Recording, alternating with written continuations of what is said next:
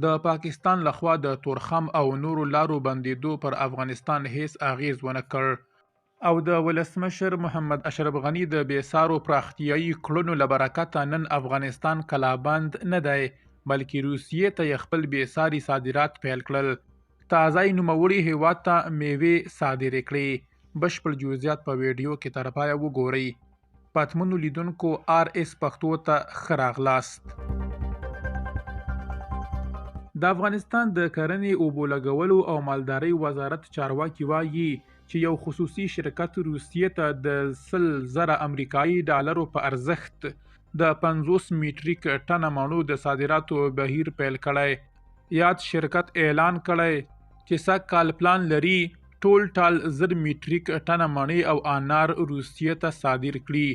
یاد وزارت د سې شنبې پر ورځ د لړم پر 14مه خبر ورکړی چې دغه بهیر د کندهار په مرکز کې د یوې ځانګړې غونډې په ترڅ کې پیل شوی. د صادراتو د دغه بهیر د پرانستې په مراسمو کې د کرنې وزارت چارواکو، د کندا فروټ شرکت مسؤلانو او یو شمېر سیمه ایزو چارواکو ګډون درلود.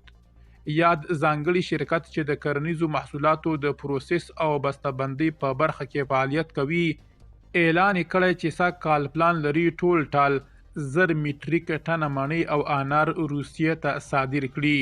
د افغان واکمنۍ د کرنې وزارت د اطلاعاتو مسؤل ویلي چې بهرنیو هیوادونو ته د افغانستان د کرنیزو محصولاتو صادرات د بزګرانو د اقتصاد د پیاوړتیا لپاره یو اغیزناک ګام دی.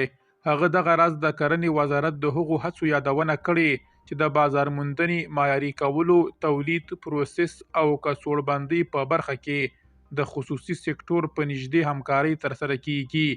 نوموړي ډاډ ورکړی چې دا بهیر به په راتلونکي کې هم دوام ولري. درنو لیدونکو له ملتیا مو مننه.